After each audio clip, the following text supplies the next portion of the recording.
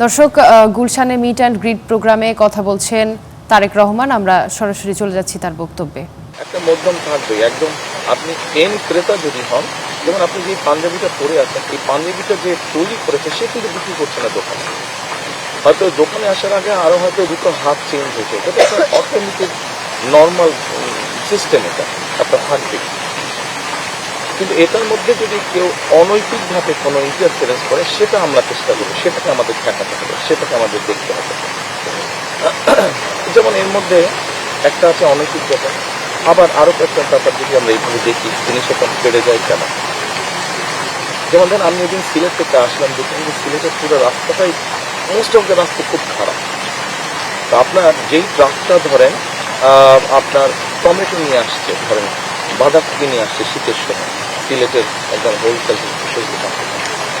ওর যদি আসতে, যেমন 2005 সালের শেষ আমি গিয়েছিলাম, এই গত পরশুদিন যাওয়ার আগে 2005 সালে আমি গিয়েছিলাম সিলেট, বাই রোড গিয়েছিলাম আমি, আমার 4.5 ঘন্টার মতন লেগেছিল। বাট এবার 9 থেকে 10 ঘন্টার মতন লাগছে। এখন আপনার ধরেন আমাদের নর্মালি যেই ট্রাকগুলোতে বা যে পরিবহনে শাকসবজি আসছে, এগুলো তো ইউরোপ বা ডেভেলপ দেশের মতো ওরকম ফ্রিজিং সিস্টেমে আসছে না, নর্মাল বাংলাদেশের ট্রাকের মধ্যে মোস্ট অফ দি কেসে আসছে। এখন ওটা যদি 4.5 ঘন্টায় মার্কেটে চলে আসতো, তাহলে হয়তো 1% মনে হয় 0.5% টোটাল লটের থেকে হয়তো নষ্ট হতো। কিন্তু যখন 10 ঘন্টা টাইম নিয়ে আসছে এবং ট্রাফিক জ্যামে আসতে থাকে, তখন কিন্তু ওখানে বাঁধাকপি যদি হয় গরমে সবকিছুতে মিলে নষ্ট হয়ে যাচ্ছে।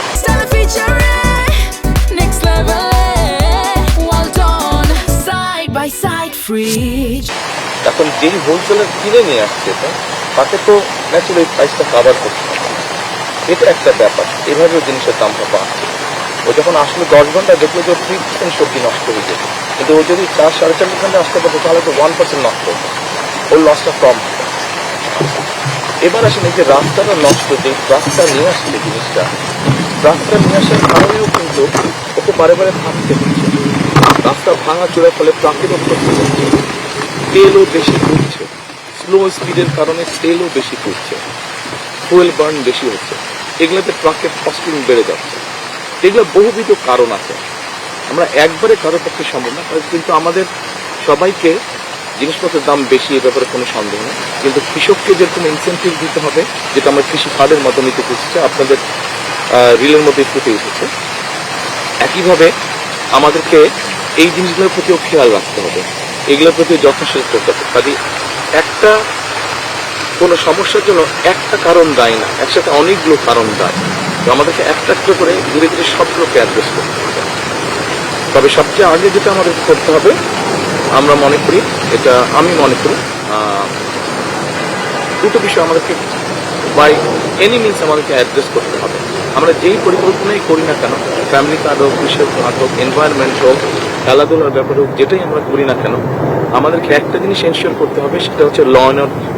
অর্থাৎ মানুষ যেটা বলেছে, আমাদের ছোট বোন বলেছে যে যাতে সবাই রাস্তায় নিরাপদে থাকতে পারে, এটা এনশিওর করতে হবে। দ্বিতীয়ত কারাপশন আমাদেরকে যেভাবেই হোক এটাকে অ্যাড্রেস করতে হবে, দুর্নীতিটাকে আমাদের অ্যাড্রেস করতে হবে। দুর্নীতি, বিভিন্ন রকম দুর্নীতি আছে বিভিন্ন পর্যায়ে, আমাদেরকে চেষ্টা করতে হবে এইটাকে। এই দুটো জিনিসকে যদি আমরা একটু ভালো করে অ্যাড্রেস করতে পারি, অন্য সমস্যাগুলোর সমাধান অনেকাংশে সমাধান হয়ে আসবে। এটা হচ্ছে আমার। বিএনপি চেয়ারম্যান তারেক রহমানের বক্তব্য শুনছিলেন এতক্ষণ।